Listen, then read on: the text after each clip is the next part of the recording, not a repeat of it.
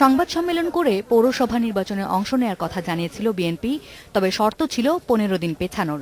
সেই দাবি আনুষ্ঠানিকভাবে নির্বাচন কমিশনের কাছে এবার তুলে ধরল দলটি। নির্বাচন কমিশনের সঙ্গে বৈঠক শেষে বিএনপি চেয়ারপারসনের উপদেষ্টা ওসমান ফারুক বলেন, তাদের দলের বেশিরভাগ নেতাকর্মী কারাগারে, এখনো ধরপাকড় চলছে। সব মিলিয়ে প্রস্তুতির জন্য সময় চায় দলটি। 50 লক্ষ নতুন ভোটার 1 জানুয়ারি 2রা জানুয়ারি অন্তর্ভুক্ত হওয়ার কথা, তাদেরকেও অন্তর্ভুক্ত করার প্রয়োজন রয়েছে যাতে তারা এই নির্বাচনে ভোট দিতে পারে। এবং এই সার্বিক বিবেচনায় আমরা অনুরোধ করেছি যে অন্তত 15 দিন যেন এই তফসিল নির্বাচন তারিখ পরিবর্তন করে দেওয়া হয়। প্রতিদিন ধরা হচ্ছে আমাদের নেতাকর্মীদের। সেই পরিস্থিতির একটা সুষ্ঠু পরিবেশে নির্বাচন করা আমাদের পক্ষে অসম্ভব হয়ে দাঁড়াচ্ছে। এর আগে বিরোধী দল জাতীয় পার্টিও মনোনয়নপত্র জমা দেওয়ার জন্য আরও 10 দিন সময় বাড়ানোর অনুরোধ করে প্রধান নির্বাচন কমিশনারের কাছে। অন্যদিকে আওয়ামী লীগের প্রতিনিধি দলের মূল দাবি ছিল নির্বাচনে সংসদ সদস্যদের প্রচারে অংশ নেওয়ার সুযোগ রাখা। আর ভোট পেছানোর বিষয়ে কমিশনের সিদ্ধান্তে আপত্তি থাকবে না বলেও উল্লেখ করেন দলের নেতারা। মন্ত্রীদেরকে যেটা আমাদের আইনে যেটা হয় সেটা আমরা, যেহেতু তারা সরকারি সুযোগ সুবিধা ভোগ করেন, সেই ক্ষেত্রে আইন যদি তাদেরকে পারমিট করে তারা আসতে পারেন।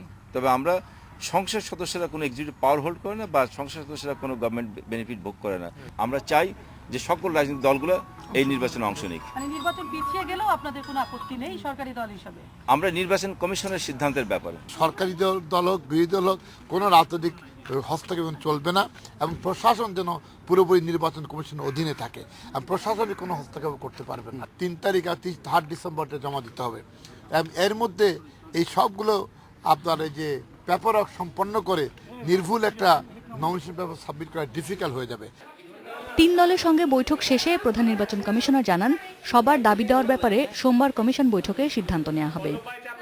পরীক্ষা আছে সামনে, বিশ্ব ইজতেমা রয়েছে, তারপরে আমাদের হালনাগাদের হচ্ছে, সেটা ফাইনালাইজ হবে ইত্যাদি কারণে ওই 90 দিন পেরিয়ে যাবে। তার আগে আমরা করতে পারবো না। আইনের সেই ভায়োলেশনটা শ্রদ্ধা করার জন্যই আমরা এই নির্বাচনটা এর মধ্যে করতে হয়েছে।